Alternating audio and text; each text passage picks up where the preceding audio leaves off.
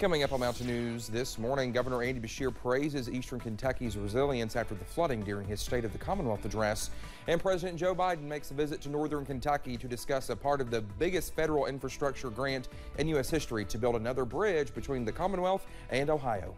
Dedicated to Eastern and Southern Kentucky, this is WYMT Mountain News this morning. Alrighty, good morning to you.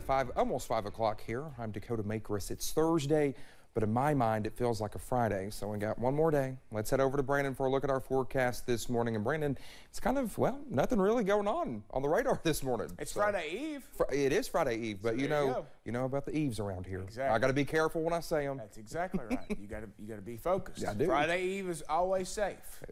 And then sometimes, you know, an eve of a holiday will probably work. But anyway, let's talk about what's going on this morning. And he's right. There's not much to tell you about this morning. A few clouds out there on the satellite and radar, but really not to track.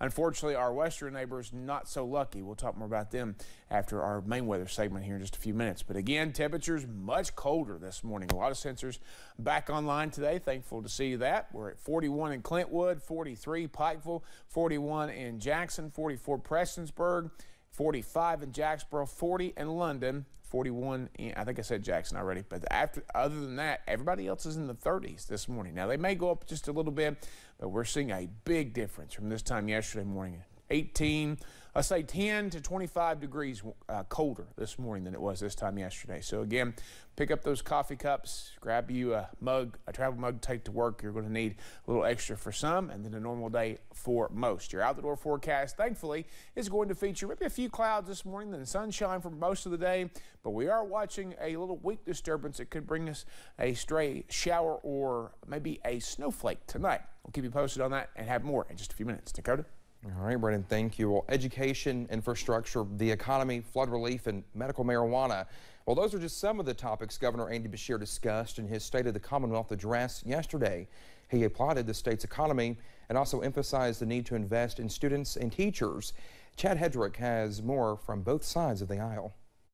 Before lawmakers Wednesday night, Governor Andy Beshear touted record economic growth and resiliency after tragedy. Tonight, I want to talk first about how we are Kentucky tough and how we have navigated historic challenges. Then, I want to focus on the extraordinary potential we have in this decisive moment to lift up all our people and all our families. During his State of the Commonwealth address, Governor Beshear talked about the challenges from last summer's deadly floods, but also looked towards the future to grow Kentucky and education. The first bill contains our Education First plan, which begins with a 5% pay raise for every public school educator. Passage of this bill is both vital and it's necessary to address Kentucky's shortage of nearly 11,000 public school teachers. Last year, Kentucky dropped from 42nd to 44th in the nation for teacher pay. Universal pre-K and other educational programs are going to be in this bill. State Republican leaders were asked if they'll make the raises happen. To start doing one-offs is a terrible policy standpoint. Goals, aspirations are lofty. You put money into the SEEK formula, you don't, from a policy standpoint, one-off or separate out pay raises. You put money in the system. That's what we did. Senate President Robert Stiver says this gives districts more control to give raises that are financially feasible for them to handle. Beshear also says this is the year to pass medical marijuana and sports betting. Both passed in the House last year but died in the Senate. Stiver says he doesn't believe there is enough revenue potential there for sports betting to be a priority. I don't think it's a big issue in this state. It's not going to generate a lot of money.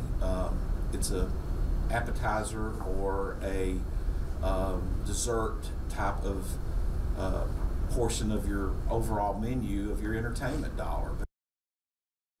That was Chad Hedrick reporting. Well, during his address, the governor also called on Kentuckians to never forget law enforcement officers lost in the line of duty. Well, the governor was elected by his fellow Appalachian governors to serve as the state's co-chair of the Appalachian Regional Commission for 2023. As part of the new role, the governor will work with federal co-chair Gail Manchin to lead the commission in bolstering economic and community growth across 13 states. Kentucky will also host the ARC's annual conference in the fall. Well, former state representative Angie Hatton was not in the audience for the governor's State of the Commonwealth address. Well, she was defeated in the 94th district in the November election by Republican Jacob Justice. She says she enjoyed going to work every day for her district and Eastern Kentucky, saying if you moved away from the mountains, you should consider moving back to help make a difference. And if you have the ability to have connections outside, some financial resources or some educational wisdom that you can bring back and help, you have, I believe, an obligation to help Eastern Kentucky. It's waves on my heart. That will never change. Hatton tells us she would like to see medical marijuana approved by the General Assembly this session. In the past, she's co-sponsored those bills. President Joe Biden was in northern Kentucky yesterday talking about more than $1 billion in federal grants to improve congestion on the aging Brent Spence Bridge. Well, the president was joined by other state and federal leaders from Kentucky and Ohio. Officials say it is the biggest federal infrastructure grant in U.S. history, and the project will make the highway safer and more efficient. The 6 years of construction will also create jobs in the area. President Biden said the time for talking is over. All this is about making an investment in America's heartland and America's people and America's future. It's about making things in America again. It's about good jobs. It's about the dignity of work. It's about respect. And folks, it's about damn time we're doing it. Well, the visit to Kentucky was President Biden's third trip to the Bluegrass State in just more than 1 year. In December of 2021, he visited western Kentucky following the deadly tornado outbreak. And just in August, he visited Perry and Breathitt counties to tour flood damage. Well, the restoration of film and sound recordings held at Apple Shop in Whitesburg could cost several millions of dollars. Its building was one of the many damaged by flooding. Apple Shop's financial director says the building is also under repair. 2 spaces are being leased for staff and archival material. Those with Apple Shop say they are in talks with FEMA to retrofit Apple Shop's building to remain on property. They say they will also launch a capital campaign this year to bring in long-term donations to recover.